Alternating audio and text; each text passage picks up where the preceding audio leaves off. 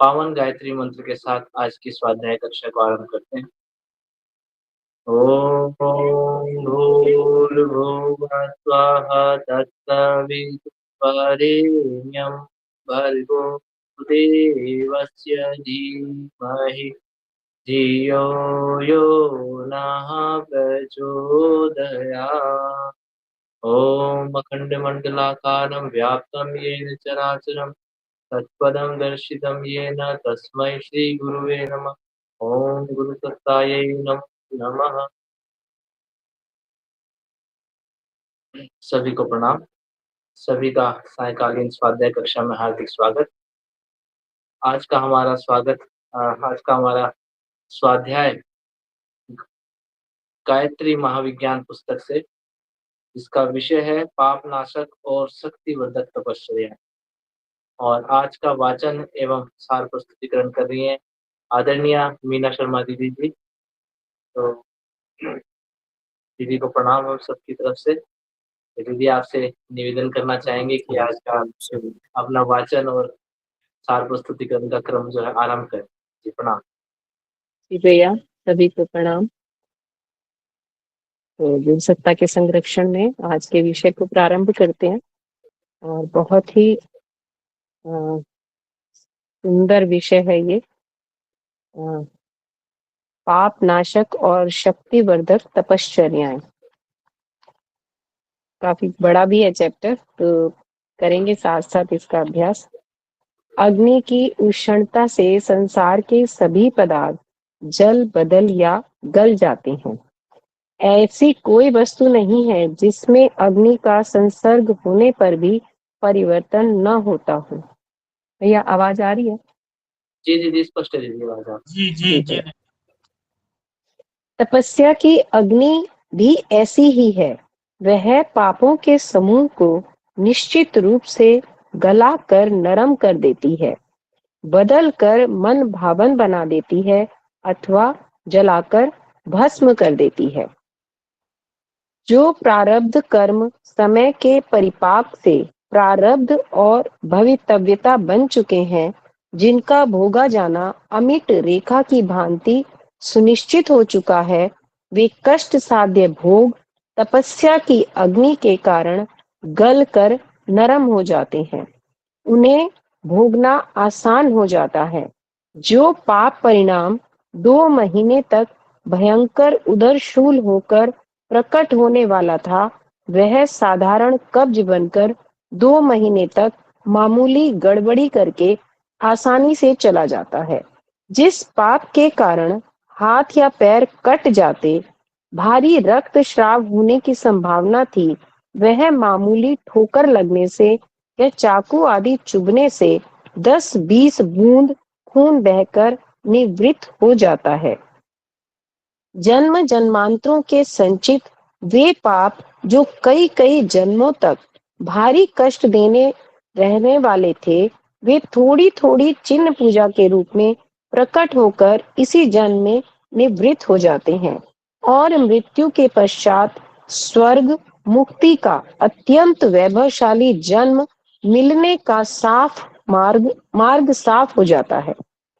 देखा गया है कि तपस्वियों को इस जन्म में प्रायः कुछ असुविधाएं रहती हैं। इसका कारण यह है कि जन्म जन्मांतरों के समस्त पाप समूह का भुगतान इसी जन्म में होकर आगे का मार्ग साफ हो जाए। इसलिए ईश्वरीय वरदान की तरह हल्के फुल्के कष्ट तपस्वियों को मिलते रहते हैं। यह पापों का गलना हुआ। तो गुरुदेव ने इसमें बताया है कि किसी भी चीज के स्वरूप को बदलने के लिए अग्नि की आवश्यकता होती है, यानी कि उसे हमें एक तापमान पर जलाना पड़ता है या गलाना पड़ता है। और जैसा कि जड़ वस्तुएं होती है तो उन्हें जलाकर नष्ट कर सकते हैं। कई ऐसी वस्तुएं होती हैं जिन्हें पानी में रखकर गलाया भी जा सकता है, लेकिन और अग्नि का संसर्ग होने पर परिवर्तन ना हो, ऐसा संभव नहीं है। यानी कुछ भी चेंज यदि हमें करना है तो उसके लिए हमें अग्नि का सहारा लेना पड़ेगा। और चेतन व्यक्तियों के लिए ये मानवों के लिए बात की है कि हमारे लिए जो अग्नि रखी है वो तपस्या की अग्नि है, क्योंकि हमें शरीर को नहीं घिसना, ना ही बाहर से हमें गलाना है। हमें तो अपने मन के ऊपर छाए हुए जो कषाय कल्मश हैं, जो बहुत जन्मों से हमने अलग अलग आवरण ओढ़े हैं, उनके वजह से हमारे अंदर जो भी कलुषताएं आई हैं, जो भी हमारे चित्त में दोष दुर्गुण समाहित हो गए हैं, उनको हटाना होता है। और उसके लिए गुरुदेव ने हमें तपस्या की अग्नि के लिए बताया है कि उस तरीके से हम उनको बदल सकते हैं, या हम अपने मानवीय स्वरूप को प्राप्त कर सकते हैं, जो हमारा शुद्ध सात्विक स्वरूप है। तो उसके लिए गुरुदेव ने हमें बताया कि यदि हम इन तपस्या को अपनाते हैं, तो हमने जैसा कि पढ़ा था कि कर्म हर हमारे जो कर्म होते हैं वो किस प्रकार हमें अलग अलग तरह से परेशान करते हैं। 3 तरह के कर्म होते हैं, गहना कर्मणो भक्ति का जो सिद्धांत था। तो हमें पता नहीं होता, कुछ कुछ कर्म हम इस जन्म में करते हैं, कुछ कर्म हमने पिछले जन्मों में किए हैं। तो इनके 3 स्वरूप हैं, वो हम सब जानते हैं कि जिसमें संचित कर्म होते हैं, प्रारब्ध कर्म होते हैं। तो इनको हमें अलग अलग तरीके से दूर करना पड़ता है। तो ये कहा गया कि जब हमें ये बात समझ में आ जाती है कि हमें अपने इस मानवीय जीवन का उद्देश्य क्या है और हमें ये जीवन क्यों मिला है, तो हम इस तपश्चर्या के माध्यम से उन दोष कर्मों को हटाकर अपने भाग्य का परिवर्तन कर सकते हैं। और उसके लिए आगे गुरुदेव बता रहे हैं कि ये जो हमारा समस्त पाप समूह है जलकर भस्म हो जाता है। और जो ऋषि मुनि तपस्वी थे, उन्होंने इन साधनाओं की खोज की, जिसे उन्होंने कहा है कि ये अग्नि है। इस अग्नि में जब हम अपने आप को तपाते हैं, तो धीरे धीरे हमारे जन्म जन्मांतरों के संचित कर्म भी नष्ट हो जाते हैं, और कई कर्म जो हमसे बन पड़े अज्ञानतावश, वो भी धीरे धीरे दूर हो जाते हैं, या जो बहुत बड़े भारी हमें कष्ट देने वाले थे, वो थोड़ा बहुत ही हमें थोड़े से में कट जाते हैं। ये हम सब जानते हैं कि बड़े बड़े कष्टों को हमने जब से इस साधना में जुड़े हैं, तो वो बहुत छोटे रूप में हमारे भीतर से निकल जाते हैं, हमें कई बार तो पता भी नहीं चलता। और वैसे भी हमें नहीं पता पिछले जन्मों का हिसाब किताब कि हमारा क्या है। तो आगे गुरुदेव बता रहे हैं कि बदलना इस प्रकार का होता है कि पाप, पहले बताया पाप का गलना, और अब बता रहे हैं कि बदलते किस प्रकार है कि पाप का फल जो सहना पड़ता है, उसका स्वाद बड़ा स्वादिष्ट हो जाता है। कहने का अर्थ है कि जब हम शरीर भाव से आत्म भाव में स्थित हो जाते हैं, तो हम उन दुखों को, उन कष्टों को सहन करने में भी आनंद की अनुभूति करते हैं, या उन्हें सहजता से सह जाते हैं, जिन्हें एक सामान्य व्यक्ति को सह पाना, जिनके लिए बहुत ही मुश्किल होता है। धर्म के लिए, कर्तव्य के लिए, यश कीर्ति और परोपकार के लिए जो कष्ट सहने पड़ते हैं, वे ऐसे ही हैं जैसे प्रसव पीड़ा। तो इसमें गुरुदेव बता रहे हैं कि जब हम अपने धर्म को समझ जाते हैं, अपनी कर्तव्य परायणता हमें समझ में आ जाती है, और जब हमें समझ में आ जाता है कि मानव जीवन का यश किसमें है, इसकी कीर्ति किसमें है, इसका उद्देश्य क्या है, तो परोपकार के मार्ग में जो भी कष्ट कठिनाइयां आते हैं, वो बहुत ही आसानी से हम सह पाते हैं, और वो हमें ऐसे ही लगते हैं जैसे कि प्रसव पीड़ा होती है। जैसे कि प्रसूता को प्रसव काल में पीड़ा तो होती है, पर उसके साथ साथ एक उल्लास भी रहता है। चंद्र से मुख का सुंदर बालक देखकर वह पीड़ा बिल्कुल भुला दी जाती है। कहने का अर्थ है कि हम इस बात को समझ जाते हैं कि ये जो कष्ट परेशानी हम भोग रहे हैं, इसका रिजल्ट बहुत सुंदर आने वाला है। तो हमारे लिए उन कष्टों को सह पाना आसान हो जाता है। राजा हरिश्चंद्र, दधीची, प्रहलाद, मोर ध्वज आदि को जो कष्ट सहने पड़े, उनके लिए उस काल में वे भी उल्लास में थे। अंततः अमर कीर्ति और सदगति की दृष्टि से तो वे कष्ट उनके लिए सब प्रकार मंगलमय ही रहे। ये बात केवल वही लोग समझ सकते हैं जो इस साधना पथ पर आगे बढ़ते हैं, या इस तपस्या की अग्नि को अपनाते हैं। एक साधारण व्यक्ति के लिए तो लगेगा उनको कि इतने कष्ट कौन सहे, कोई प्रभावित नहीं होगा राजा हरिश्चंद्र जी के जीवन से, या जितने कष्ट उन्होंने भोगे थे, और सबको यही लगेगा कि इतना कष्ट कैसे कोई सह सकता है। और ये एक्सेप्ट करना भी उनके लिए मुश्किल होगा कि इन कष्टों को उन्होंने स्वतः ही सहने के लिए या चलने के लिए इस मार्ग पर वो अपने आप से आगे बढ़े थे। दान देने में जहाँ ऋण मुक्ति होती है, वहाँ यश तथा शुभ गति की भी प्राप्ति होती है। तो दान देने में, ये गुरुदेव यहाँ बता रहे हैं दान का महत्व, क्योंकि इससे हमने बहुत सारे ऋण हमारे ऊपर होते हैं, तो जब ये दान हम देते हैं, जैसा हमने यज्ञ पवीत के विषय में जब जाना, तो हमें पता लगा कि हमारे ऊपर ऋषि ऋण है, समाज का ऋण है, अपने पितरों का ऋण होता है, गुरु का ऋण होता है, तो उस ऋण को हमें चुकाना होता है। तो ये सब जब हमें इसकी जानकारी हो जाती है, तो फिर हम उन ऋण मुक्ति के कार्यों में आगे बढ़ते हैं। तो ये दान एक वही माध्यम है। और तप द्वारा इस प्रकार उधार पट जाना और मेहमान जीन जाना, दो कार्य एक साथ हो जाते हैं। तो तप की प्रक्रिया है, उसमें ये होता है कि ये उधार भी हमारा चुक गया और मेहमान भी जिम गए, यानी दो काम हमारे साथ साथ हो जाते हैं।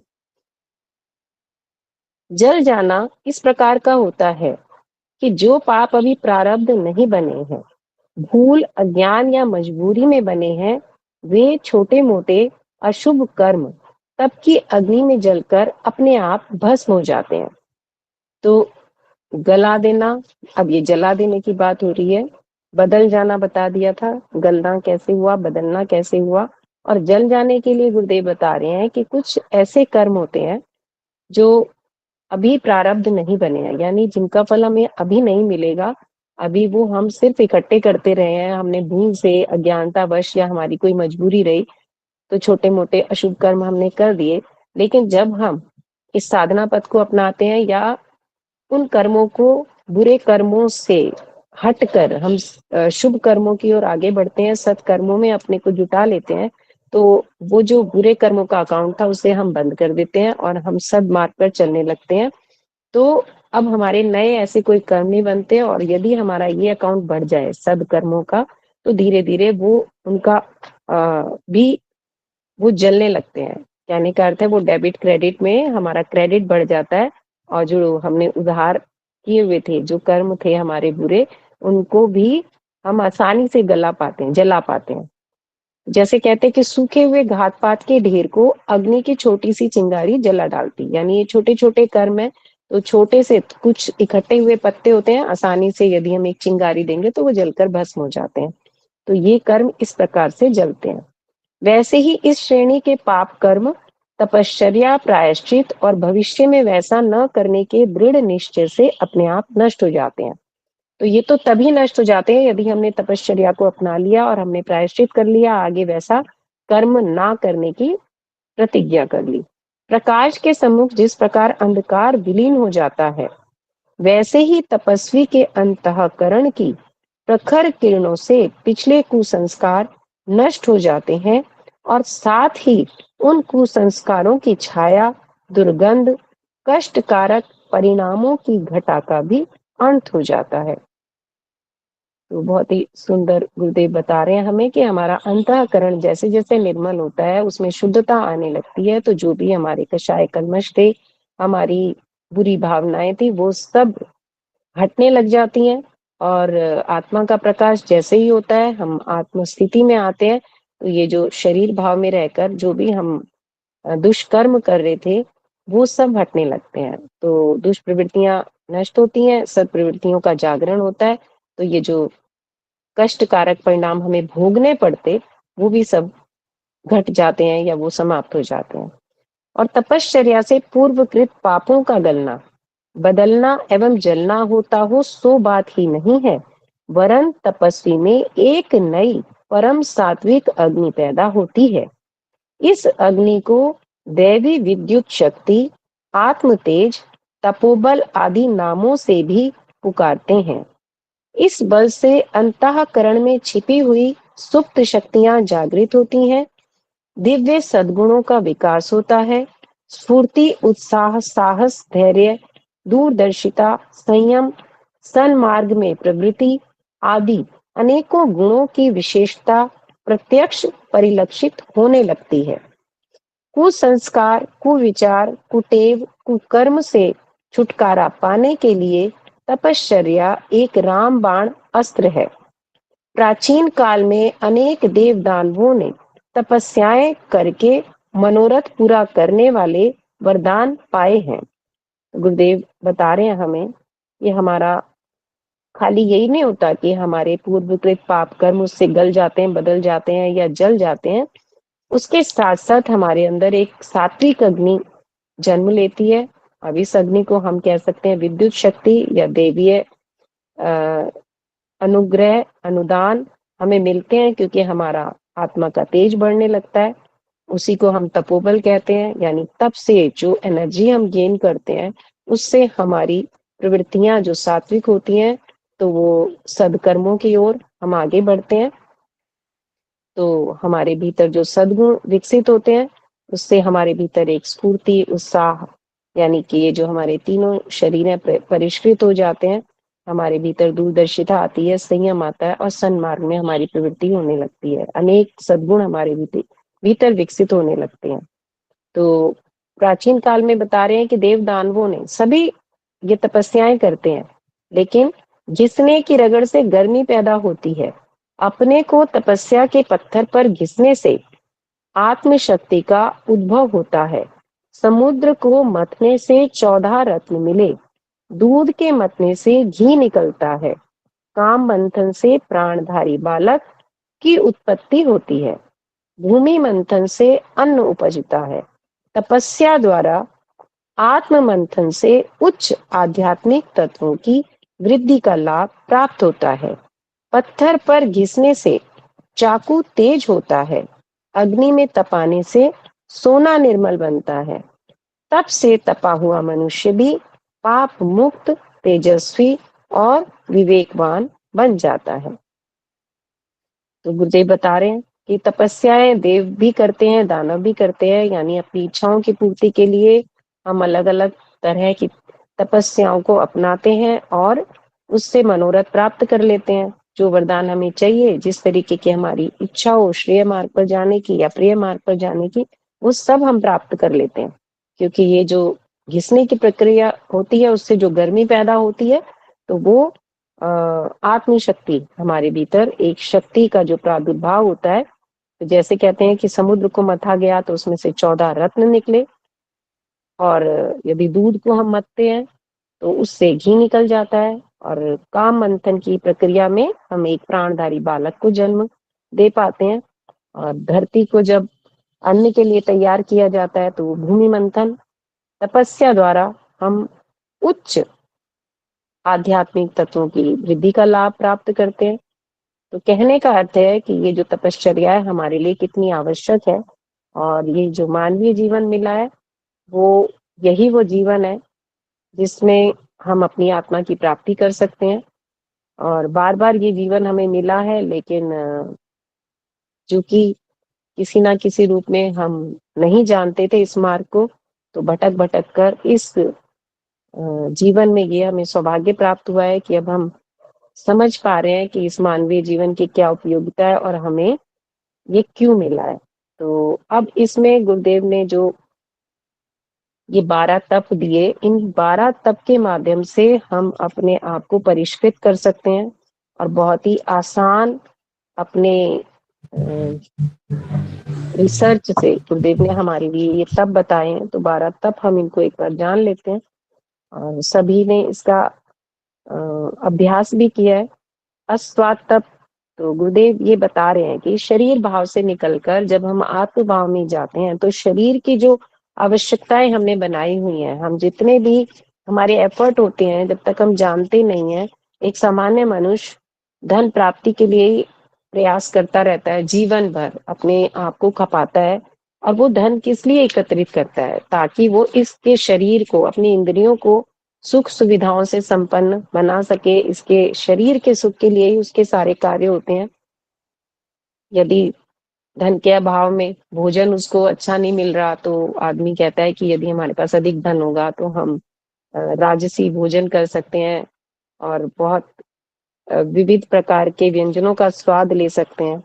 तो गुरुदेव इसमें बता रहे हैं कि हमारे शरीर की आवश्यकताएं कम है, तो हमें जो हमें अभ्यस्त हो गए हैं, हम जिन वस्तुओं को उनका अभाव में जब हम रहते हैं, तो उसको तप कहा जा रहा है। वो कष्ट जो कि हमने जिनको इस शरीर के लिए उनका हमने यूज किया अपनी इंद्रियों को शांत करने के लिए, या इंद्रियों को अधिक से अधिक भोग दिया है, उससे हमें अब बचना होगा। तो भोजन में नमक और मीठा, ये दो स्वाद हम देखें कि किसी भी प्रकार का हम भोजन कर रहे हैं, तो या तो वो नमकीन मसालेदार होता है या वो मीठा होता है। जितनी भी तरह के पकवान है उनमें मीठा रहता है। यदि हम उनमें से मीठे को निकाल दें तो उसका स्वाद नहीं बचेगा, उतना स्वादिष्ट हमें नहीं लगेगा। इसी प्रकार जो भोजन में हम विविध प्रकार के मसालों का उपयोग करते हैं, तो वो हटा दिया जाए तो भी उस भोजन का कोई स्वाद नहीं रहेगा, चाहे हम सारी सामग्री उसमें यूज करें। तो गुरुदेव कह रहे हैं कि अगर इन दोनों को यदि हम छोड़ दें तो वो भोजन स्वाद रहित हो जाएगा। और हमें क्योंकि स्वादिष्ट भोजन करने का अभ्यास होता है, तो इन दोनों स्वाद तत्वों को, इनमें से एक को भी यदि हम छोड़ दें, यानी कि या तो नमक छोड़ दें या मीठा छोड़ दें, तो भी हम इस तप को करके सात्विक प्रवृत्ति को प्राप्त कर सकते हैं। जो रासिक प्रकृति वाले लोग होते हैं, उनका मन उससे नहीं भरेगा, मन भरने की बात ही नहीं है, वो उस भोजन को कर ही नहीं पाएंगे। तो स्वाद रहित भोजन में यदि हमारा संतोष आ जाए, हम करने लगे धीरे धीरे, तो हमारे भीतर सात्विकता बढ़ती जाती है। और इसको आरंभ करने के लिए गुरुदेव ने अणुव्रत की बात की है कि बहुत धीरे धीरे आरंभ करें। सबसे पहले एक समय के भोजन के लिए गुरुदेव ने कहा, फिर धीरे धीरे एक सप्ताह, फिर एक मास और फिर एक ऋतु के लिए हम इसका प्रयोग करें। तो इस अस्वाद तप को हम करके अपने भीतर जो हमारी ये स्वादेंद्रियां थी, इनको शांत किया जा सकता है। लेकिन वो तभी शांत होंगी जब हम उनको ये तत्व ज्ञान भी देंगे कि ये क्यों आवश्यक है, इस तप की आवश्यकता क्या है। आगे है तितिक्षा तप। तो सर्दी गर्मी के कारण शरीर को जो भी कष्ट होता है उसे थोड़ा थोड़ा सहन करना चाहिए। जाड़े की ऋतु में धोती दुपट्टा कुर्ता दो वस्त्रों में गुजारा करना, रात को रुई का कपड़ा ओढ़कर कंबल से काम चलाना, गर्म पानी का प्रयोग ना करके ताजे जल से स्नान करना, अग्नि न तापना, यह शीत सहन के तप है। पंखा छाता और बर्फ का त्याग, यह गर्मी की तपश्चर्या है। तो ये तितिक्षा तप में गुरुदेव बता रहे हैं हमें।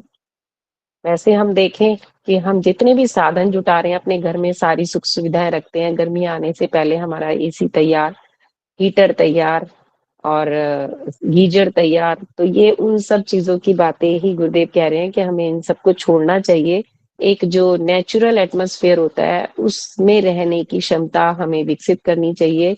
उसी से हमारी ये जो शारीरिक मशीन है ये ठीक प्रकार काम कर पाएगी। यदि हमने इसको बहुत ज्यादा ये सुविधाएं दी तो हम जरा सी गर्मी से जरा सी सर्दी से परेशान हो जाएंगे, और फिर हमारे भीतर जो संघर्षशीलता का गुण होना चाहिए वो नहीं विकसित होगा। और आज इसी के कारण हम देख रहे हैं कि हमारी जनरेशन्स में ये सब चीजें नहीं है। उनके अंदर वो बहुत ही अपने शरीर को उन्होंने नाजुक बना लिया है, जल्दी जल्दी बीमार पड़ने का भी ये कारण होता है। हम देख रहे हैं गाड़ी में घर में हर समय 24 घंटे हम एसी में रहते हैं, तो जरा सी भी गर्मी हमें बर्दाश्त नहीं होती। और जैसे ही हमारे प्रतिकूल वातावरण हमें मिलता है तो हम एकदम शरीर हमारा काम करना बंद कर देता है और हम रोगी हो जाते हैं। तो इन सब का अभ्यास करें, हम थोड़ा थोड़ा छोड़ने का अभ्यास करें धीरे धीरे करके। एसी को छोड़कर पंखे में रहने का, फिर पंखे को छोड़कर धीरे धीरे सामान्य जो बाहरी तापमान होता है उसमें रहने का। तो इस प्रकार हम अपने शरीर की क्षमताओं को विकसित कर सकते हैं। उसके बाद तीसरा है कर्षण तप। तो प्रातः काल 1-2 घंटे रात रहे उठकर नित्य कर्म में लग जाना, अपने हाथ से बनाया भोजन करना, अपने लिए स्वयं जल भरकर लाना, अपने हाथ से वस्त्र धोना, अपने बर्तन स्वयं मलना आदि अपनी सेवा के काम दूसरों से कम कराना, जूता न पहनकर खड़ाऊं या चट्टी से काम चलाना, पलंग पर शयन न करके तख्त या भूमि पर शयन करना, धातु के बर्तन प्रयोग न करके पत्तल या हाथ में भोजन करना, पशुओं की सवारी न करना, खादी पहनना, पैदल यात्रा करना आदि कर्षण तप हैं। इसमें प्रतिदिन शारीरिक सुविधाओं का त्याग और असुविधाओं को सहन करना पड़ता है। तो ये कितना आज के युग में इसकी कितनी आवश्यकता है। अब हम सब यही देख रहे हैं कि जब हमने शरीर को इतनी सुविधा दे दी, जो मैंने अभी बात की कि हमें एसी, गर्मी आने से पहले हम अपना एसी तैयार कर लेते हैं कि जरा सी भी गर्मी हमारे शरीर को ना लगे। तो उससे क्या रहता है कि यदि गर्मी पड़ रही है तो हमारा पूरी दिनचर्या बिगड़ती है। ज्यादा यदि हम देखें कि जब हम गाँव में रहते थे या अपने प्राकृतिक वातावरण में रहते थे तो समय से नींद भी आती थी, समय से उठ भी जाते थे। लेकिन अब क्या है कि दिन भर बच्चे पड़े रहते हैं 10 बजे तक, 12 बजे तक, क्योंकि वो वातावरण उनको मिल रहा है, शरीर एक सुविधाजनक स्थिति में है। तो इस तप को करना उनके लिए कितना मुश्किल है। लेकिन और इसी प्रकार सर्दियों में भी हम ज्यादा से ज्यादा वस्त्र लेते हैं, बढ़िया से बढ़िया कंबल, रजाई, सॉफ्ट मुलायम गद्देदार बिस्तर। तो हमारा ये शरीर उसका आदी हो जाता है और हम जरा से भी कामों को करने के लिए वो जो आलस से प्रमाद बन जाता है, हमारे शरीर की ऐसी स्थिति बन जाती है, हमारी जो मन है वो किसी भी प्रकार कुछ करना नहीं चाहता। कहने का अर्थ है कि ये जो हमारी मशीनरी थी ये पूर्णतः जाम हम इसको लगाते हैं और फिर से निरोगी बनने में ये सब हमें अपनाना पड़ेगा। तो रोगी बनते जा रहे हैं हम। ये जो डिपेंडेंसी है साधनों की, उसके कारण हमें बहुत से कष्टों का सामना करना पड़ रहा है, लेकिन उसे हम समझ नहीं पा रहे हैं। तो गुरुदेव बता रहे हैं हमें, यदि हम इतना कर्म करें, अपने हाथ पैरों को हिलाएं, नित्य प्रति की जो हमारा ये जीवनचर्या अपनाएं, जो एक नेचुरल था उसके अकॉर्डिंग हमें करना ही पड़ेगा। तो हम अपने आप को स्वस्थ रख सकते हैं, निरोगी रख सकते हैं और मन को प्रसन्न भी रख सकते हैं। इसके बाद उन्होंने उपवास बताया। उपवास हमारे शरीर के जो सूक्ष्म शरीर है इसके लिए होता है, हमारी पत्रिकाओं का शोधन करता है। इसमें गुरुदेव हमें बता रहे हैं कि गीता में भी बताया गया है कि उपवास जो है हमारे विषय विकार से निवृत्त करने वाला है। हमें एक समय अन्नाहार और एक समय फलाहार आरंभिक उपवास है। धीरे धीरे इसकी कठोरता बढ़ानी चाहिए। 2 समय फल, दूध, दही आदि का आहार इससे कठिन है। केवल दूध या छाछ पर रहना हो तो उसे कई बार सेवन किया जा सकता है। जल हर एक उपवास में कई बार अधिक मात्रा में बिना प्यास के भी पीना चाहिए। जो लोग उपवास में जल नहीं पीते या कम पीते हैं वे भारी भूल करते हैं। इससे पेट की अग्नि आंतों में पड़े मल को सुखाकर गांठें बना देती है। इसलिए उपवास में कई बार पानी पीना चाहिए। उसमें नींबू, सोडा, शक्कर मिला लिया जाए तो स्वास्थ्य और आत्मशुद्धि के लिए और भी अच्छा है। तो उपवास के 6 प्रकार गुरुदेव ने बताए हैं हमारे वाङ्मय 13 में। लेकिन इसमें गुरुदेव बता रहे हैं कि हमें अपने अन्न को सीमित मात्रा में लेना चाहिए और धीरे धीरे फलाहार से रसाहार पे आना चाहिए। दूध या छाछ पर भी हम रह सकते हैं। इससे हमारा जो आंतरिक मल है वो साफ होते हैं, हमारी पत्रिकाओं का शोधन होता है और हमारा चेतन मस्तिष्क सक्रिय होता है। तो गुरुदेव ने इसके कई रूप बताए हैं और हम लोग तो क्या कर रहे हैं, पानी तो पीना ही नहीं चाहते, शरबत पीते हैं, कोल्ड ड्रिंक्स पीते हैं, अन्य उत्पाद पीते हैं और हम सोचते हैं कि हमने रस का सेवन किया है। तो ये भी नहीं हमें पीने हैं क्योंकि ये केमिकल युक्त है और ये अप्राकृतिक है। तो ये हमें फायदे की जगह नुकसान करेंगे। स्वच्छ जल हमें पीना चाहिए, वही हमारे आंतरिक मलों का निष्कासन करेगा। तो ये सब वही है कि जो जीवनचर्या हमने अपना ली है सुविधा संपन्न वाली, उससे हमें अपने आप को बचाना है, तभी हम शरीर से स्वस्थ रह पाएंगे। इसके बाद है गव्यकल्प तप। तो इसमें शरीर और मन के अनेक विकारों को दूर करने के लिए गव्यकल्प अभूतपूर्व है। राजा दलीप जब निसंतान रहे तो उन्होंने कुल गुरु के आश्रम में गौ चराने की तपस्या पत्नी सहित की थी। नंदिनी गौ को वे चराते थे और गौ रस का सेवन करके ही रहते थे। गाय का दूध, गाय का दही, गाय की छाछ, गाय के घी का सेवन करना, गाय के गोबर के कंडों से दूध गर्म करना चाहिए।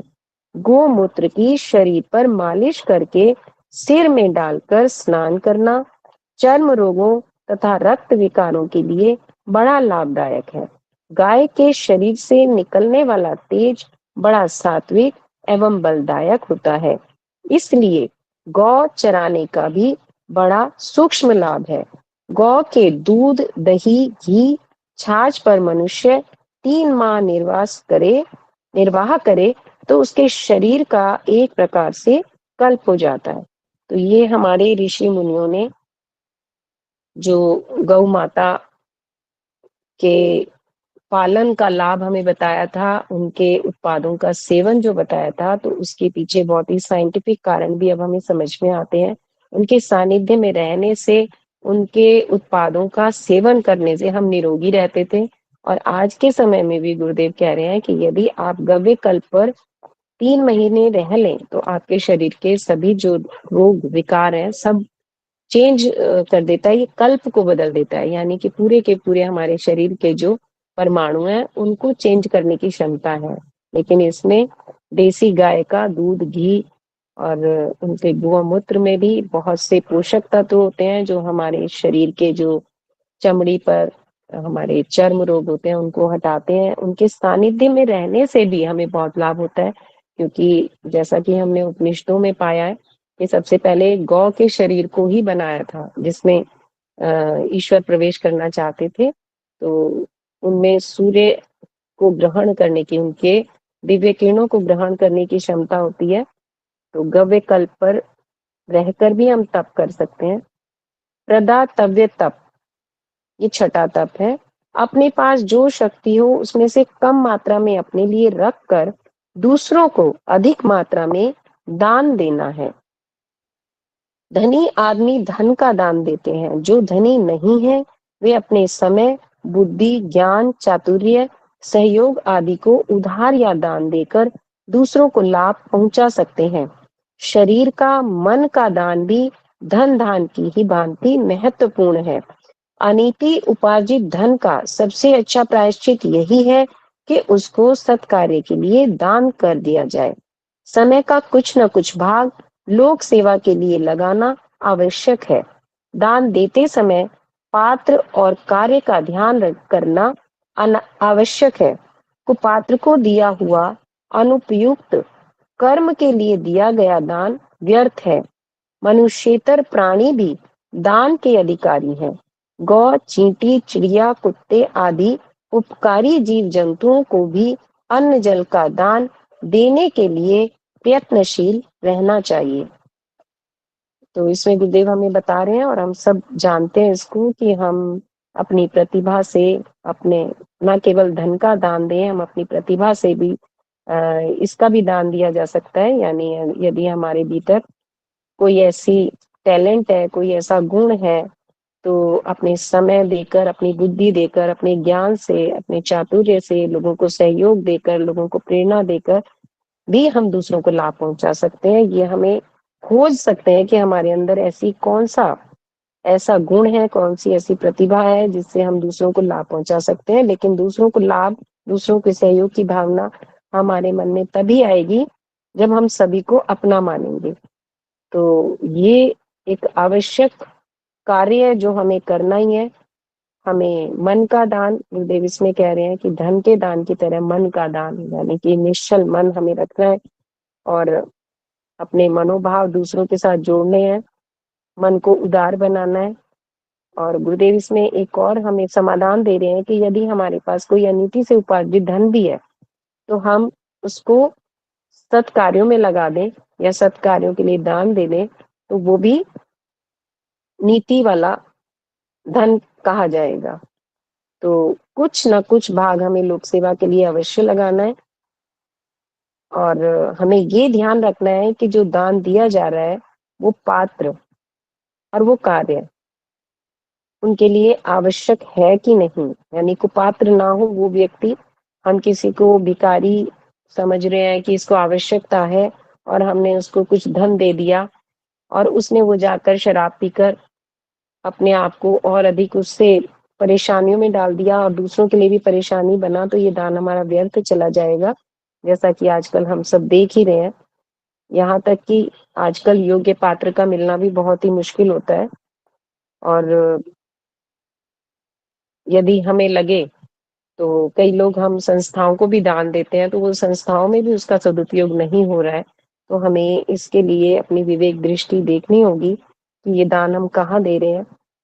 और सबसे अच्छा दान तो यही है कि हम अपने समय का दान दें, और जो सद्भावनाएं, सद्विचार हैं, सद्प्रेरणाएं हैं, वो लोगों को दें। और गुरुदेव ने आगे इसमें कहा है कि यदि हम दूसरों को सद्कर्मों में प्रेरित कर पाए तो ये सबसे अच्छा दान होगा।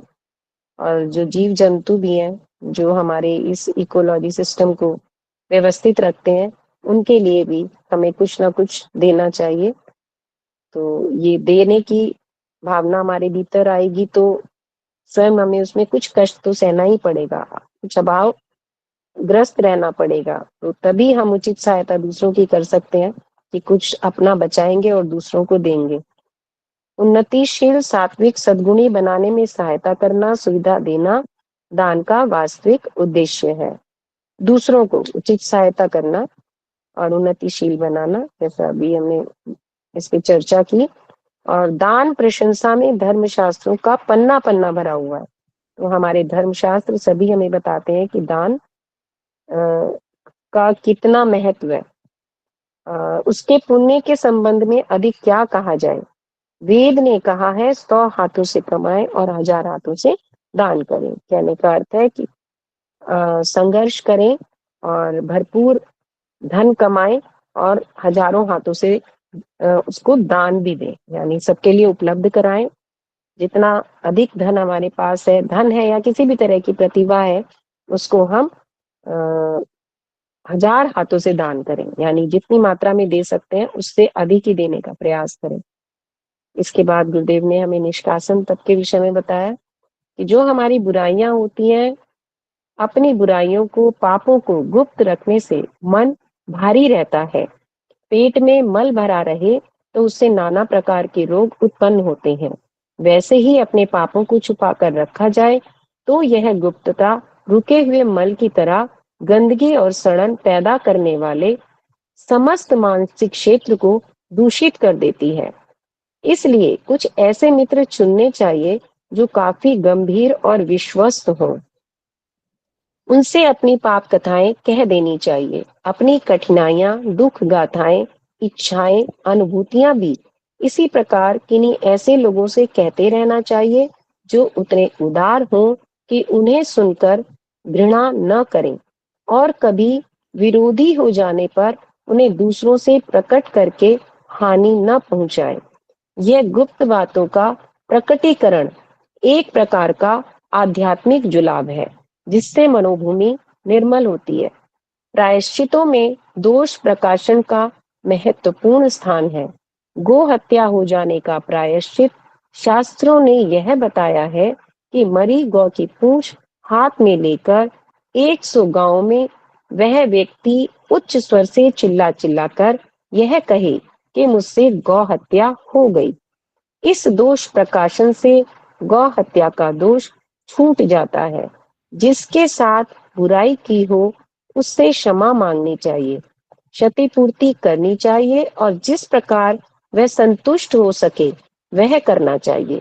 यदि वह भी ना हो तो कम से कम दोष प्रकाशन द्वारा अपनी अंतर आत्मा का एक भारी बोझ तो हल्का करना ही चाहिए।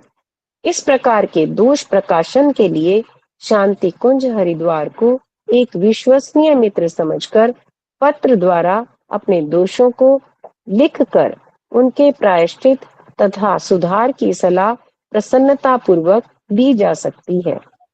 तो ये गुरुदेव ने उस समय की बात की है जब गुरुदेव हम सभी के पत्रों को पढ़कर स्वयं जवाब देते थे और हम सबका मनोबल बढ़ाते थे, हमारे पापों को दूर करते थे।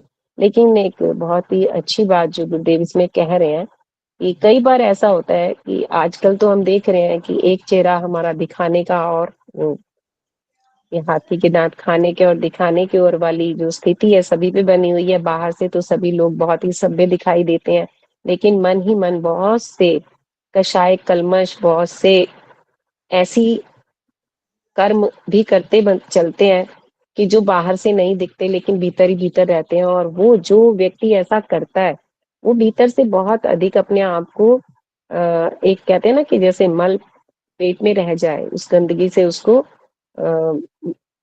बहुत परेशानी होती है। तो जब मानसिक क्षेत्र में हम ये कषाय कलमुश छुपा कर रखते हैं, ये हम जो आजकल एक कहते हैं कि पॉलिटिक्स वाली, राजनीति वाली एक मनस्थिति बनाकर रखते हैं, तो वो हमें बहुत ही अधिक अंदर ही अंदर दूषित करती रहती है, और उसका परिणाम भी यही होता है कि हमें कई तरह की मानसिक रोग और शारीरिक रोग हमारे हो जाते हैं। इसी के लिए आज जो मनोविज्ञान है उसको एक विषय के रूप में पढ़ाया जा रहा है कि ये बातें समझ में आए कि जो चीजें हम शरीर के दोष ही ना देखें, भीतर मन के भी दोषों को देखें और उनके प्रभाव जो हमारे ऊपर पड़ते हैं उन्हें भी देखें। आप हम सब देखते हैं कि जो स्त्रियां होती हैं वो आपस में अपनी बातों को एक दूसरे से चर्चा कर लेती हैं, तो वो थोड़े से निश्चिंतता वाली स्थिति में रहती हैं। बहुत सारी चीजें होती रहती हैं लेकिन वो क्योंकि बातचीत कर लेती हैं, अपने मन को खाली करती रहती हैं, तो प्रसन्न रहती हैं। और इसीलिए कहते हैं कि पुरुष अपनी बातों को शेयर नहीं करते हैं, तो मन ही मन वो बातें उनको डिस्टर्ब करती हैं। तो गुरुदेव कह रहे हैं कि जरूर हमें ऐसा कोई मित्र बनाना चाहिए, कोई गुरु बनाना चाहिए, जिनसे हम अपने हर तरह के बुरी बात को या अपने जिन्हें हम पाप कर्म में शामिल करते हैं, ऐसी बातों को हम उनसे बता पाएं और उसका प्रायश्चित कर पाएं, जो उनके बताए हुए रास्ते से हम उन पापों को दूर कर पाए। और ये जो मुझे लगता है कि ये गाय वाली बात जो कह रहे हैं, तो इसमें यही है कि जब हम अपने आप को उस दोष के लिए मानते हैं कि हमसे ये गलती हुई, और जब हम उसे बहुत लोगों के समक्ष व्यक्त करते हैं तो उस गलती की संभावना दोबारा होने की नहीं रहती है। तो इसी को प्रायश्चित कहा गया है और अपने पाप कर्मों को बताने की बात की गई है। और यदि आज के समय में यदि कहते हैं ना कि लिख कर जलाने की भी बात कहते हैं, हवन कुंड में जला दी जाए, तो हम अनुभव करेंगे कि हमारे मन में बहुत हल्कापन आ जाता है। तो बहुत से उपाय गुरुदेव ने हमें दिए हैं और सबका एक वैज्ञानिक पृष्ठभूमि से ये लिया गया है। साधना तक इसके बाद गुरुदेव हमें बता रहे हैं कि अब हम साधना को कैसे अपनाएं और किस प्रकार। समय ज्यादा हो गया क्या? तो जी दीदी, साथ हाँ जी जी, मुझे लगता है कि चैप्टर तो आज पूरा नहीं हो पाएगा। तो ऐसा करते हैं, इसको थोड़ा सा कर ले लेते हैं और अभी जो समय है उसको चर्चा के लिए छोड़ दें, क्योंकि चैप्टर दीदी काफी जी जी इंपॉर्टेंट है जी जी ना। भैया, मैंने देखा भी नहीं समय। जी नहीं ठीक दीदी, है आपने भैया। तो बहुत अच्छा किया, बहुत सरल तरीके से किया, ऐसी ही आवश्यकता थी, क्योंकि हमें ऐसा तो है नहीं कि बहुत जल्दी पढ़ के इसको पूरा कर लेना है। उद्देश्य तो ये है कि स्पष्ट होता चले विषय। तो आपने दीदी बड़ी सरलता से इसको बहुत ही अच्छा सा स्पष्ट किया और बहुत अच्छे से आपने वाचन भी किया दीदी। तो मुझे लगता है कि दीदी इसको आगे कल ले लेंगे। 8 9 10 अभी दो दो तीन जी पेज है भैया। इसमें, है ना। जी भैया। तो दीदी इसमें चर्चा के लिए हम लोग कर लेते हैं। वैसे तो आपने दीदी काफी कुछ इसमें स्पष्ट ही मैं कर दिया है, क्षमा बहुत अच्छा। चाहती हूँ, मैंने समय देखा ही नहीं नहीं तो। दीदी, आपने बहुत अच्छा किया, समय नहीं देखा। क्योंकि ये है कि हमें कोई दौड़ तो लगानी नहीं है दीदी, आराम आराम से अपना स्पष्ट होता चले विषय हमारा। और आपने मुख्य रूप से यही इसमें किया आपने कि विषय को बहुत अच्छे से स्पष्ट रखा है, इसलिए मैं आपका नहीं, हार्दिक आगे भी धन्यवाद आपको भैया देता हूँ। जो तप है तो थोड़ा सा अगर उस पे लंबी चर्चा होगी तो अच्छा रहेगा, क्योंकि ये बहुत ही हाँ आवश्यक है, क्योंकि अब हम साधना में उतर रहे हैं, अभी तो ये ऊपरी था। जी जी भैया, प्रणाम। जी दीदी, बिल्कुल ऐसा ही मेरा भी मत है दीदी कि इसको थोड़ा चर्चा में ले लेते हैं। तो आज की जो ये चैप्टर है, पाप नाशक और शक्तिवर्धक तपस्याएं, इसमें दीदी ने बहुत अच्छा वाचन इसमें किया और बहुत सरल ढंग से इसको सार प्रस्तुतिकरण करने का प्रयास किया। तो अन्य साधकों को भी आमंत्रित करते हैं कि वो इस विषय से संबंधित अपनी बात रखें, जिससे चर्चा में आगे बढ़ा जा सके। तो तो ठीक है, कोई भी साधक अपना हैंड रेस कर सकते हैं, अपनी बात रख सकते हैं। जी आदरणीय प्रहलाद जी भाई साहब। जी भाई साहब, समूह जी, को मेरा सदर प्रणाम आदरणीय जी, प्रणाम। मीना दीदी का बहुत बहुत धन्यवाद। इनका वाचन तो वैसे ही बहुत पहले से बहुत अच्छा होता है और बताएं भी बहुत अच्छा। धन्यवाद। वो एक छोटा लेकिन थोड़ा सा बचकाना प्रश्न है। तपश्चर्या, तपस्या और तप, ये पर्यायवाची शब्द है या कुछ अंतर भी है? यही जानना चाहते हैं।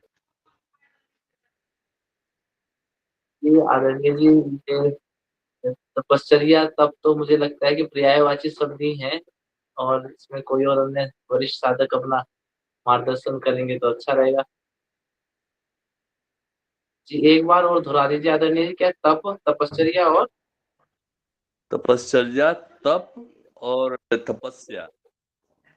तपस्या। आदरणीय जी मुझे तो लगता है कि ये सब एक ही शब्द के पर्यायवाची हैं, क्योंकि ये क्यों अमन भैया, थोड़ा प्रकाश आप डालिए भैया इस पर। जी, प्रणाम भैया। भैया प्रणाम, बिल्कुल सही कहा कि तपश्चर्या मतलब जब ये हमारे तप जो है हमारे जीवन क्रम में आ जाए, डेली रूटीन में आ जाए, है ना। जैसे अपन कहते हैं दिनचर्या, तो हमारा रूटीन मतलब, तो तप अगर रूटीन में आ जाता है हमारा, तो तपश्चर्या हो गई वो, है ना।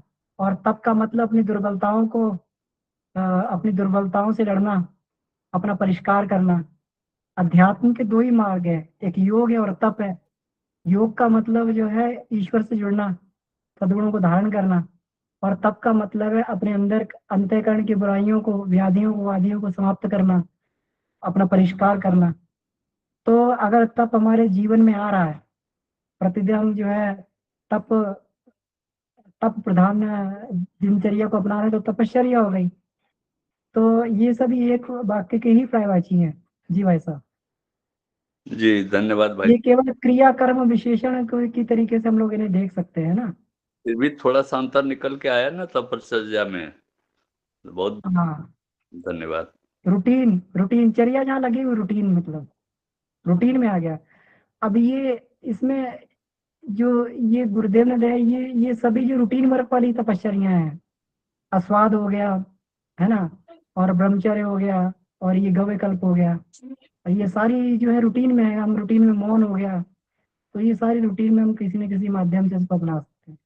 जी गोकुल जी, भाई साहब जी। जी भैया प्रणाम। अभी आपकी बात करते करते मैं यही से प्रश्न किया, तो इसमें जो लिखा है वो कहा है कि तप और तपश्चर्या में मुख्य अंतर तीव्रता और अवधि का है। तप आत्म अनुशासन, व्रत या मानसिक शुद्धि की दैनिक प्रक्रिया है, जबकि तपश्चर्या किसी विशेष उद्देश्य या मोक्ष प्राप्ति के लिए की जाने वाली कठोर दीर्घकालीन साधना है। तप मार्ग है, तो तपश्चर्या मंजिल की ओर ले जाने वाली गहन तप साधना है। ये भी एआई ने बताया भैया। बढ़िया एकदम। जी जी जी। भाई साहब एक बार रिपीट करें तो और अच्छा रहेगा, गोकुल जी भाई साहब। जी, ये कहते हैं कि तप जो है, तप का मतलब होता है कि आप ऐसे मोटे तौर पर समझिए कि तप मतलब मानसिक शुद्धि, अनुशासन, नित्य अनुशासन, मतलब अपने आप में अनुशासन, आत्म अनुशासन, व्रत, मानसिक शुद्धि की दैनिक प्रक्रिया, रोज करने वाली चीज तप में गिनी जा रही है। और तपश्चर्या का मतलब हो गया किसी विशेष उद्देश्य के लिए या मोक्ष प्राप्ति जैसे बड़े उद्देश्य के लिए की जाने वाली कठोर दीर्घकालीन साधना।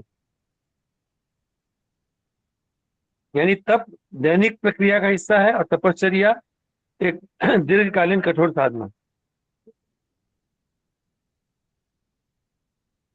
जी बहुत बहुत धन्यवाद, इसमें अंतर को स्पष्ट किया। वैसे बाहरी स्वरूप तो ऐसा ही लगता है कि जैसे पर्यायवाची शब्द हो, लेकिन फिर भी कहीं ना कहीं इसमें जो भेद था वो आपने स्पष्ट किया। जी मनीषा दीदी जी, आप कृपया अपना माइक अनम्यूट करके अपनी बात रख सकती हैं। जी जी प्रणाम भैया, जी सभी साथियों को प्रणाम। भैया मैं उपवास के बारे में थोड़ा सा बात करना चाहूंगी। तो जैसे एक उपवास के बारे में, एक निर्जला व्रत आता है, अब आएगा अगले महीने, उसमें लोग जल नहीं पीते, उसका नाम ही निर्जला रखा गया है। तो लोग क्या करते हैं कि उसमें और तो कुछ ले लेते हैं लेकिन जल नहीं पीते, और यदि उनको समझाओ तो वो समझते ही नहीं इस बात को। जैसे कहते हैं कि भैया जल तो ले सकते हैं, जल तो बताया है कि जल लेना चाहिए, कि नहीं जी निर्जला रखा है तो निर्जला लिखा है तो निर्जला ही रखेंगे। और भैया एक घटना तो ऐसी है कि मैं एक जगह दूध लेने जाती थी, तो वहां एक लड़की दूध वालों की, उसने व्रत रख रखा था, उसके छोटा बच्चा भी था। तो मैंने उससे पूछा कि आपने, हाँ वो बता रही थी कि मैंने आज निर्जला व्रत रखा है। तो मैंने पूछा कि कि आपने जल भी नहीं लिया होगा और बच्चा आपका छोटा है। तो उन्होंने कहा कि हाँ आंटी, आज मैंने जल बिल्कुल नहीं पिया, और जो मैंने दूध पिया है ना, उसमें मैंने बर्तन को धो के भी पानी नहीं डाला। मतलब भ्रांति देखिए लोगों की कहाँ तक, आदमी कहाँ तक मतलब सोच है। उसने कहा कि मैंने दूध पिया है व्रत में 2 बार, लेकिन मैंने उसमें भी पानी नहीं डाला।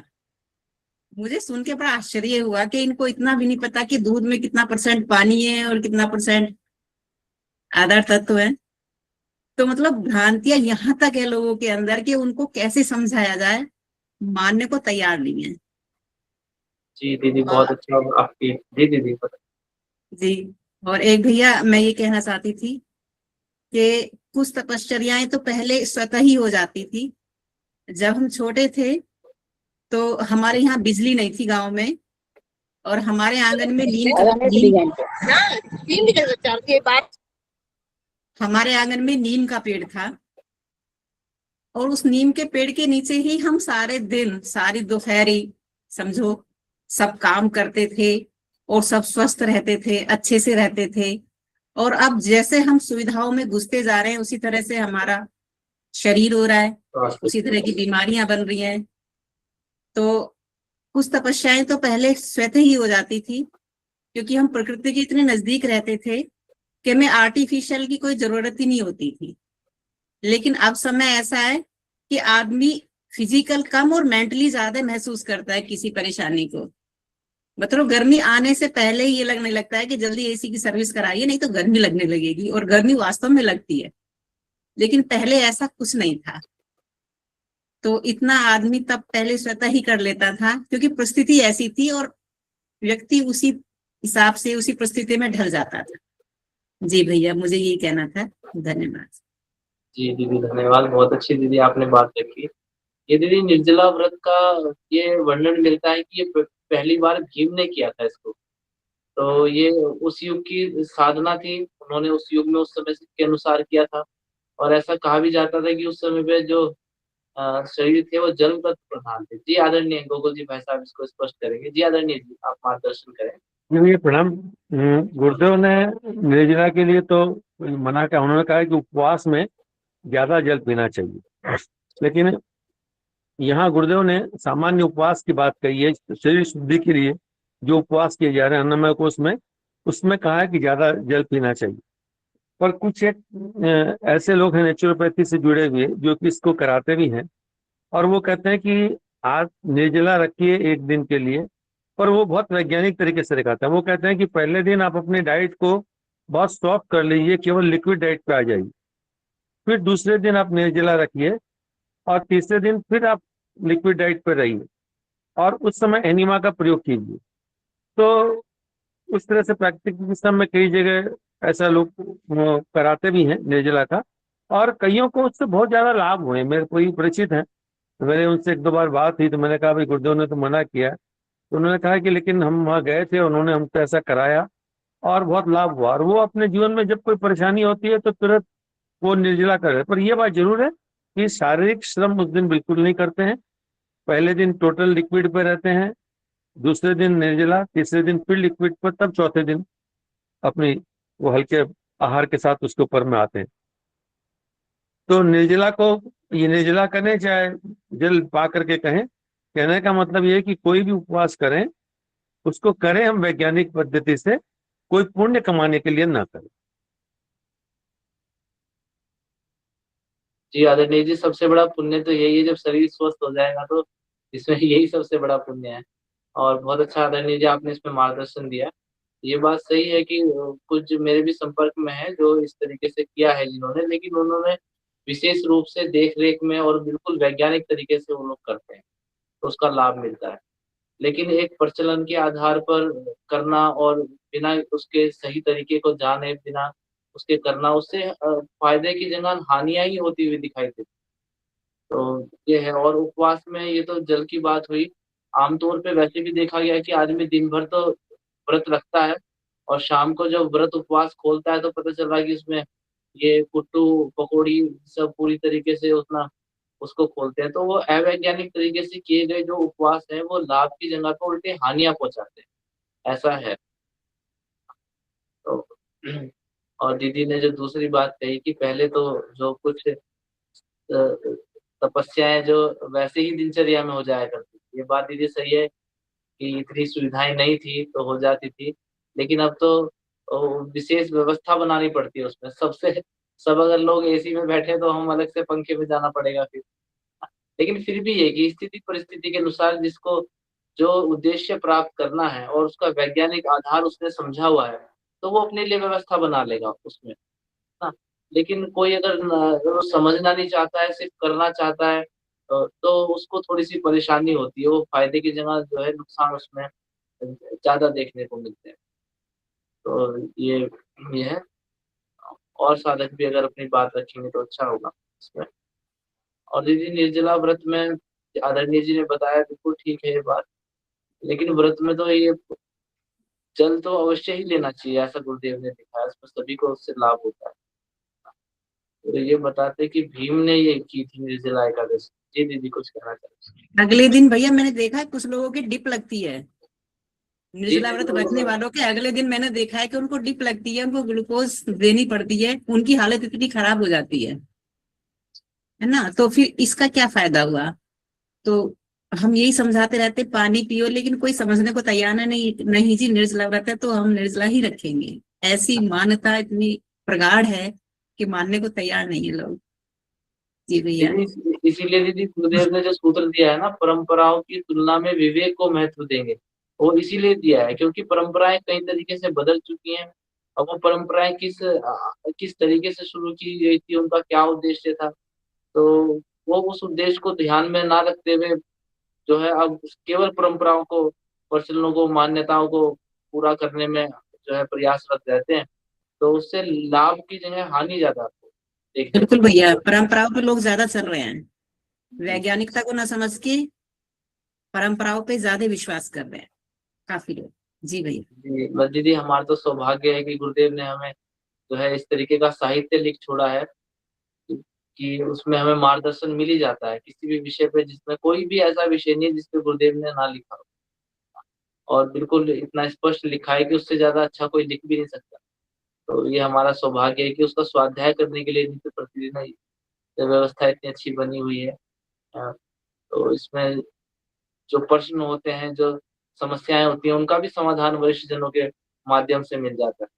तो ये निश्चित ही हम सभी का सौभाग्य है। तो इसमें जो तपस्या के बारे में आज के लेख में, ये लेख बहुत ही अच्छा है। आज का लेख जो है बहुत ही अच्छा लेख ये लगता है। तो इसमें जो लिखते हैं कि जो प्रारब्ध कर्म समय के परिपाक से प्रारब्ध और भविष्यता बन चुके हैं, जिनका भोगा जाना अमिट रेखा भांति सुनिश्चित हो चुका है, वे कष्ट साध्य भोग तपस्या की अग्नि में के कारण गलकर नरम हो जाते हैं, उन्हें भोगना आसान हो जाता है। जो पाप परिणाम 2 महीने तक भयंकर उदरशूल होकर प्रकट होने वाला था, वह साधारण कवच बनकर 2 महीने तक मामूली गड़बड़ी करके आसानी से चला जाता। अब देखिए तप का उद्देश्य कितना उच्च है, कितना बड़ा उद्देश्य है तप का, कि जो अ, प्रारब्ध जो हमारा, जो इस तरीके के कर्म है जो भी प्रारब्ध नहीं बने हैं, जो संचित में है और आगे बड़ा दुख दे सकते हैं, तो उनको भोगने से पहले ही उनको जब समस्या बन करके वो सामने आए, उससे पहले ही तप की अग्नि में जला करके उनको भस्म कर दिया जाता है। और जो एक बहुत बड़ा संकट आने वाला था, जिसमें क्या जो हाथ पैर कट जाने थे, वो मामूली कुछ खून की कुछ बूंदें टपका करके उसको पूरा कर लिया जाता है। तो ये प्रारंभ, ये किए हुए कर्मों को तो भोगने का दो ही तरीका है, या तो उसको कष्ट के रूप में भोग लें या फिर साधना के द्वारा काट लें। तो समझदारी यही होगी कि साधना के द्वारा उनको हल्का कर दिया जाए और तप के द्वारा उनको हल्का कर दिया जाए। और जब वे आने वाले हों तो बिल्कुल ऐसे हल्का बन करके आएंगे कि पता भी नहीं चलेगा। तो इसमें कई उदाहरण हम लोगों को मिलते हैं। एक उदाहरण आदरणीय चिन्मय भैया जी अक्सर बताते हैं कि गुरुदेव ने, तो उनको हथकड़ी लगने वाली थी और जो है लोहे के 2 छल्ले पहनने के लिए दे दिए थे। तो जब गुरुदेव कभी गए तो पूछा, ये तुमने पूजा स्थली में क्यों रख रखा है? कह रहे गुरुदेव आपने दिए थे। तो उसने कहा, अरे ये तो आपको हथकड़ी लगने वाली थी, तुम्हारे हाथों में छल्ले पहना के हमने निकाल दिया तुम्हारा कष्ट। गुरुदेव के पास तप की ऊर्जा थी। तो हम लोग भी तप की वैज्ञानिकता को समझें और इसके उद्देश्य को समझें और अपने जीवन में इसको हम लोग अपनाएं तो निश्चित इसका लाभ हम सभी को मिलेगा।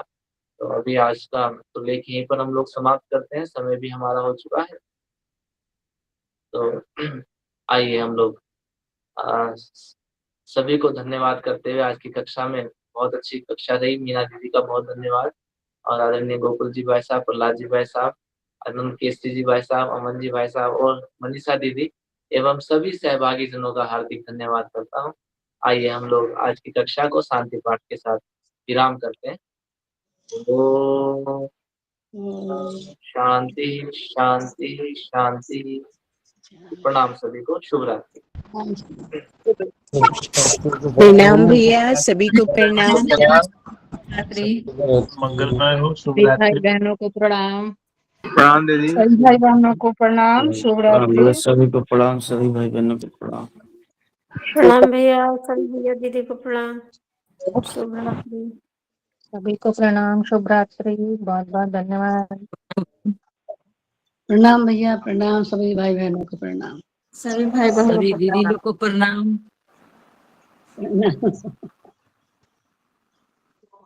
प्रणाम।